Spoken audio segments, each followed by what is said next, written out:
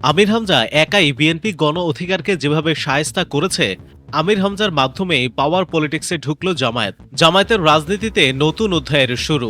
বাংলাদেশের রাজনীতিতে একটা বিষয় বেশ চোখে পড়ার মতো। জামায়াত ইসলামী দীর্ঘদিন ধরেই নিজেদের রাজনীতিতে তুলনামূলকভাবে শৃঙ্খলাবদ্ধ, সংগঠিত এবং সংযত রাখার চেষ্টা করেছে। প্রতিপক্ষের সঙ্গে সংঘাত তৈরি হলেও অনেক সময় তারা সরাসরি পাল্টা সংঘাতে না গিয়ে সাংগঠনিকভাবে কিংবা আইনি প্রক্রিয়ায় বিষয়টি মোকাবেলা করার চেষ্টা করেছে। এমন একটি রাজনৈতিক ধারণা বহুদিন ধরেই আছে, কিন্তু সেই জায়গায় যেন হঠাৎ করেই আলাদা একটি চরিত্র হয়ে সামনে এসেছেন কুষ্টিয়া ৩ আসনের এমপি মুফতি আমির হামজা। তার রাজনীতির ভাষা অন্যরকম, তার প্রতিক্রিয়ার ধরন অন্যরকম, আর সবচেয়ে বড় কথা, তার উপর আঘাত এলে তিনি বিষয়টিকে শুধু বিবৃতি দিয়ে শেষ করতে চান না। তিনি মাঠে নেমেছেন, প্রশাসনকে সময় দিচ্ছেন, আইনি ব্যবস্থার দাবি করছেন, আবার প্রয়োজনে রাজপথে নামার হুঁশিয়ারিও দিচ্ছেন। আর এখানেই প্রশ্ন, আমির হামজা কি শুধু একজন ব্যতিক্রমী জামায়াত নেতা, নাকি জামায়াতের রাজনীতিতেই নতুন ধরনের পাওয়ার পলিটিক্সের সূচনা করছেন? কারণ সর্বশেষ কুষ্টিয়ার ঘটনাটি দেখুন। 15ই আগস্ট আমির হামজার গাড়ি বহরে গণ অধিকার পরিষদের নেতাকর্মীরা হামলা করে। আমির হামজা অভিযোগ করেছেন, গণ অধিকারের নেতাকর্মীরা তার গাড়িতে বিধ্বংসীভাবে সন্ত্রাসী হামলা চালিয়েছে। অন্যদিকে গণ অধিকার পরিষদও পাল্টা অভিযোগ করেছে। অর্থাৎ ঘটনাটি এখন শুধু দুই রাজনৈতিক পক্ষের কথার লড়াইয়ে সীমাবদ্ধ নেই, বিষয়টি আইনি ও রাজনৈতিক দুই পর্যায়েই গড়িয়েছে। কিন্তু এই ঘটনার পর আমির হামজার প্রতিক্রিয়াই সবচেয়ে বেশি আলোচনায় এসেছে। তিনি প্রশাসনের কাছে 24 ঘন্টার মধ্যে জড়িতদের গ্রেফতার এবং কঠোর আইনি ব্যবস্থা নেওয়ার দাবি জানিয়েছেন। এমনকি প্রশাসন ব্যবস্থা না নিলে রাজপথে কঠোর জবাব দেওয়ার হুঁশিয়ারিও দিয়েছেন। তিনি কঠোর ভাষায় উচ্চারণ করেছেন, কুষ্টিয়ার প্রধানমন্ত্রী তিনি, কুষ্টিয়াতে যা হবে তার মাধ্যমেই হবে। আর এখানেই থেমে থাকেননি তিনি। 16 আগস্ট কুষ্টিয়ায় বিক্ষোভ সমাবেশ করে আরও কঠোর ভাষায় নিজের অবস্থান জানান। প্রশাসনের উদ্দেশ্যে তিনি কার্যত বলে দিয়েছেন, সরকারি কর্মকর্তাদের জনগণের জন্য কাজ করতে হবে, রাজনৈতিক লেজুর ভিত্তি করা যাবে না। জনগণের জন্য কাজ না করলে তাদের বিদায় করতে বাধ্য করা হবে। হামলাকারীদের গ্রেফতারে 24 ঘন্টার সময়সীমা দেওয়া হয়েছে এবং ব্যবস্থা না নিলে ডিসি অফিস ঘেরাওয়ের হুঁশিয়ারিও দেওয়া হয়েছে। এখন প্রশ্ন হলো, এটা কি শুধু একজন এমপির ক্ষোভ, নাকি এর মাধ্যমে আছে ক্ষমতার রাজনীতির একটি স্পষ্ট বার্তা? আমার কাছে দ্বিতীয় ব্যাখ্যাটি সবচেয়ে গুরুত্বপূর্ণ। কারণ পলিটিক্স মানে শুধু ক্ষমতা দখল করা নয়। পাওয়ার পলিটিক্সের একটা বড় অংশ হলো আপনি আপনার রাজনৈতিক সীমার রেখা কতটা স্পষ্ট করতে পারছেন। আপনার উপর আঘাত এলে প্রতিপক্ষকে কতটা রাজনৈতিক ও সাংগঠনিক মূল্য দিতে হচ্ছে, প্রশাসনকে আপনি কতটা জবাবদিহির মধ্যে আনতে পারছেন এবং আপনার কর্মী সমর্থকদের আপনি কতটা সক্রিয় রাখতে পারছেন।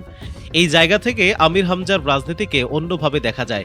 তিনি যেন একটা বার্তা দিতে চাইছেন, আমাকে রাজনৈতিকভাবে আক্রমণ করলে শুধু একটি বিবৃতি দিয়ে বিষয়টি শেষ হবে না। নরমালি দলীয়গতভাবে জামাত যা করে থাকে, আর এই জায়গাটি জামাতের প্রচলিত রাজনৈতিক ইমেজের সঙ্গে তার পার্থক্য তৈরি করেছে। জামাত সাধারণত দলীয় শৃঙ্খলা, সংগঠন এবং দীর্ঘমেয়াদী রাজনৈতিক পরিকল্পনাকে বেশি গুরুত্ব দেয়। তাদের অনেক নেতার বক্তব্যেও থাকে পরিমিত ভাষা, সাংগঠনিক অবস্থান এবং দলীয় সিদ্ধান্তের প্রতি আনুগত্য। এই কৌশলের সুবিধা হলো দলটি হঠাৎ উত্তেজনাপূর্ণ সংঘাতে না গিয়ে দীর্ঘমেয়াদী সংগঠন ধরে রাখতে পারে। কিন্তু এর একটি রাজনৈতিক সীমাবদ্ধতাও আছে। সাধারণ মানুষের চোখে কখনো কখনো এই রাজনীতি খুব বেশি নরম, খুব বেশি হিসাবী কিংবা খুব বেশি প্রতিক্রিয়াহীন বলে মনে হতে পারে। আমির হামজা ঠিক সেই জায়গাতেই একটি ভিন্ন রাজনৈতিক চরিত্র তৈরি করছেন। তিনি যেন বলছেন, সংগঠন থাকবে, শৃঙ্খলা থাকবে, কিন্তু তার সঙ্গে থাকবে রাজনৈতিক প্রতিরোধও। কেউ আঘাত করলে তার বিরুদ্ধে আইনি ব্যবস্থা চাইতে হবে। প্রশাসন ব্যবস্থা না নিলে প্রশাসনের উপর রাজনৈতিক চাপ তৈরি করতে হবে। আর প্রয়োজন হলে জনগণকে সঙ্গে নিয়ে রাজপথে নামতে হবে। এটাই হচ্ছে তার রাজনীতির সবচেয়ে বড় গুরুত্বপূর্ণ পার্থক্য। এটি কতটা কার্যকর সেটি ভবিষ্যৎ বলবে, কিন্তু রাজনৈতিক বার্তাটি একেবারে পরিষ্কার। এবার বিএনপির সঙ্গে তুলনা করলে বিষয়টি আরও আকর্ষণীয় হয়ে ওঠে। বিএনপি বাংলাদেশের বড় রাজনৈতিক দল এবং তাদের রাজনীতির ঐতিহাসিক শক্তি হচ্ছে রাজপথের আন্দোলন, গণসমাবেশ এবং বড় আকারের রাজনৈতিক মোবিলাইজেশন। অর্থাৎ বিএনপির কাছে রাজপথ নতুন কিছু নয়, কিন্তু বিএনপি এখন ক্ষমতাসীন দল হিসেবে রাজনীতি করছে। ফলে তাদের রাজনীতির সামনে এখন আরেকটি বড় পরীক্ষা, ক্ষমতায় থেকে কিভাবে বিরোধী দল ও প্রতিপক্ষের আন্দোলন মোকাবেলা করবে এবং একই সঙ্গে আইনশৃঙ্খলা ও প্রশাসনিক দায়িত্ব সামলাবে। আমির হামজার মতো একজন বিরোধী এমপি যদি প্রশাসনের বিরুদ্ধে প্রকাশ্যে কঠোর অবস্থান নেন, তখন বিএনপির জন্য সেটা রাজনৈতিকভাবে গুরুত্বপূর্ণ হয়ে ওঠে। কারণ এদিকে তাকে বিরোধী দলের একজন নেতা হিসেবে মোকাবেলা করতে হবে, অন্যদিকে তার উত্থাপিত অভিযোগ বা দাবি বাস্তব হলে প্রশাসনের কাছ থেকে তার উত্তর দিতে হবে। এনসিপির দিকে তাকান। এনসিপির রাজনীতির অন্যতম বৈশিষ্ট্য হল নতুন প্রজন্মের রাজনৈতিক ভাষা, জুলাই পরবর্তী রাজনৈতিক পরিবর্তনের দাবি এবং প্রচলিত দলগুলোর বাইরে একটি নতুন রাজনৈতিক অবস্থান তৈরির চেষ্টা। তাদের রাজনীতিতে প্রতিবাদ আছে, আন্দোলন আছে, পরিবর্তনের দাবি আছে, কিন্তু আমির হামজার স্টাইলের সঙ্গে তাদের পার্থক্য হল আমির হামজার রাজনীতি অনেক বেশি ব্যক্তিকেন্দ্রিক, নেতৃত্বের দৃশ্যমানতা এবং নির্বাচনী এলাকার শক্ত অবস্থানের উপর দাঁড় করানো। অর্থাৎ তিনি শুধু দলের বক্তব্যের প্রতিনিধি হিসেবে নয়, নিজেই একটি রাজনৈতিক ব্র্যান্ড হিসেবে সামনে আসছেন। তার বক্তব্য, তার প্রতিক্রিয়া, তার কর্মসূচি সবকিছু আলাদাভাবে সংবাদ তৈরি করছে। আর সবচেয়ে গুরুত্বপূর্ণ তুলনা হচ্ছে গণ অধিকার পরিষদের সঙ্গে, কারণ বর্তমানে কুষ্টিয়া সংঘাতের কেন্দ্রেই রয়েছে এই দুই পক্ষ। আমির হামজা গণ অধিকার পরিষদের বিরুদ্ধে অত্যন্ত কঠোর ভাষা ব্যবহার করেছেন এবং দলটিকে সন্ত্রাসী দল হিসেবে আখ্যা দিয়েছেন এবং তাদেরকে তাচ্ছিল্য করে বলেছেন, এটাই তো সত্যি যে তাদের সভাপতি সেক্রেটারি ছাড়া তাদের আর দলে কেউ নেই। অন্যদিকে গণ অধিকার পরিষদও পাল্টা অভিযোগ তুলেছে। ফলে দুই পক্ষের এই সংঘাত এখন শুধু বক্তব্যের মধ্যে নয়, এটি পরিণত হয়েছে কে কতটা মাঠে শক্তি দেখাতে পারে, কে প্রশাসনের উপর চাপ তৈরি করতে পারে এবং কে নিজের সমর্থকদের সংগঠিত করতে পারে সেই প্রতিযোগিতায়। কারণ দলের প্রধান নুরুল হক নূর এখন ক্ষমতায় আছেন, তিনি সরকারের প্রতিমন্ত্রী, তার হাতে ক্ষমতা রয়েছে। ক্ষমতার সাথে তার রাজনৈতিক দলের সমন্বয় ঘটিয়ে তারাও চাইছে ভালো প্রতিবাদ করতে। তবে এখানেই একটা বড় প্রশ্ন আছে, এই রাজনীতি কি জামাতের জন্য লাভজনক নাকি ঝুঁকিপূর্ণ?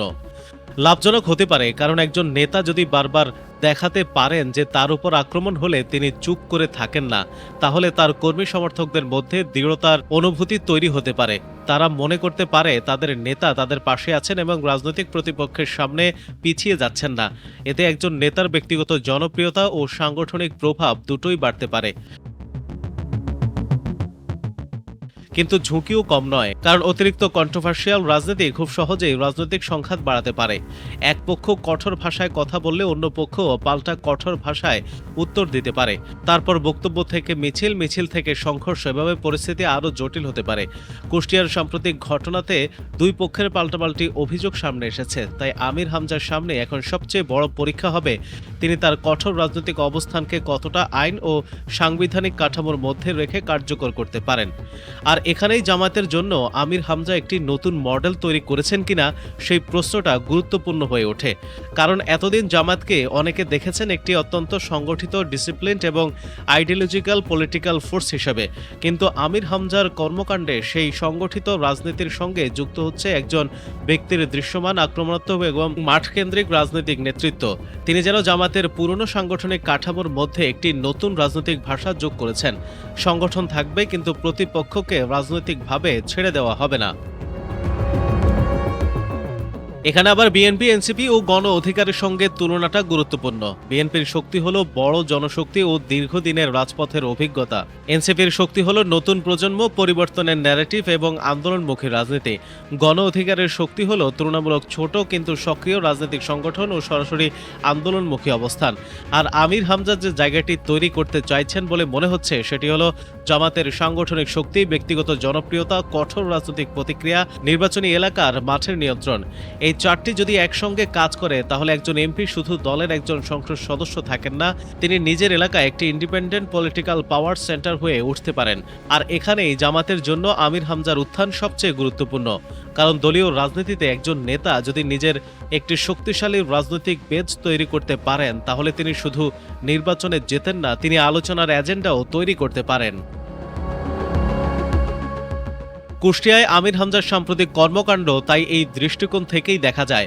হামলার অভিযোগের পর দ্রুত সংবাদ সম্মেলন, 24 ঘন্টার সময়সীমা, আইনি ব্যবস্থা দাবি, এরপর প্রতিবাদ সমাবেশ এবং প্রশাসনের উদ্দেশ্যে কঠোর বার্তা। ঘটনার প্রতিটি ধাপেই একটি বিষয় স্পষ্ট, তিনি ঘটনাকে রাজনৈতিকভাবে বড় করতে জানেন। আর রাজনীতিতে এটি অনেক সময় পাওয়ার পলিটিক্সের মূল কথা। আপনি কোনো ঘটনা ঘটার পর শুধু তার প্রতিক্রিয়া জানাবেন, নাকি সেই ঘটনাকে নিজের রাজনৈতিক ন্যারেটিভে পরিণত করবেন, দুটির মধ্যে আকাশ পাতাল পার্থক্য। আমির হামজা দ্বিতীয় পথটি বেছে নিয়েছেন বলেই মনে হচ্ছে। তাহলে প্রশ্ন উঠেছে, জামায়াত কি আমির হামজার মতো আরও বেশি এগ্রেসিভ গ্রাসরুট পলিটিক্সের দিকে যাচ্ছে? এটাই হয়তো আগামী দিনের সবচেয়ে বড় রাজনৈতিক প্রশ্ন। কারণ জামায়াত যদি সংসদের ভেতরে একটি বড় বিরোধী শক্তি হিসেবে থাকে, আর সেই দলের কিছু নেতা যদি আমির হামজার মতো মাঠে আরও দৃশ্যমান, আরও এগ্রেসিভ এবং আরও কন্ট্রোভার্সিয়াল রাজনীতি শুরু করেন, তাহলে বিএনপি সরকারের সামনে নতুন ধরনের বিরোধী রাজনীতি তৈরি হতে পারে। একই সঙ্গে এনসিপি, গণ অধিকারের মতো অপেক্ষাকৃত নতুন রাজনৈতিক শক্তিগুলোর সঙ্গেও মাঠের প্রতিযোগিতা বাড়তে পারে। তখন বাংলাদেশের রাজনীতিতে লড়াইটা শুধু বিএনপি বনাম জামাত থাকবে না, বরং লড়াই হবে কে মানুষের কাছে বেশি শক্তিশালী রাজনৈতিক বিকল্প হিসেবে নিজেদের প্রতিষ্ঠা করতে পারে, কে অন্যায়ের বিরুদ্ধে দ্রুত দাঁড়াতে পারে, কে নিজের কর্মীদের নিরাপদ রাখতে পারে, কে প্রশাসনকে জবাবদিহির মধ্যে আনতে পারে, আর কে রাজপথে নিজের শক্তি দেখিয়ে আইন ও সাংবিধানিক সীমারেখা বজায় রাখতে পারে। সুতরাং জামাত কি পাওয়ার পলিটিক্স শুরু করে দিয়েছে? খেলা কি ঘুরে গেছে কিনা তার সিদ্ধান্ত আজই না হয় না দিলাম, কিন্তু খেলার ধরন যে বদলানোর সম্ভাবনা তৈরি হয়েছে, কুষ্টিয়ার সাম্প্রতিক ঘটনাগুলো অন্তত সেই প্রশ্নই জোরালোভাবে সামনে এনে দিয়েছে। আপনার কি মনে হয়, আমির হামজা এই কঠোর অবস্থান কি জামাতের জন্য নতুন শক্তি, নাকি ভবিষ্যতে দলের জন্য নতুন রাজনৈতিক ঝুঁকি? আর বিএনপি, এনসিপি ও গণ অধিকার পরিষদের মধ্যে আমির হামজার এই পাওয়ার পলিটিক্স সবচেয়ে বড় চ্যালেঞ্জ কার জন্য? কমেন্টে আপনার মতামত জানিয়ে দিন এবং প্রতিদিনের খবরাখবর সবার আগে পেতে নতুন বাংলাদেশ চ্যানেলটি সাবস্ক্রাইব করে পাশে থাকা বেল আইকনটি প্রেস করে রাখুন। ধন্যবাদ সবাইকে।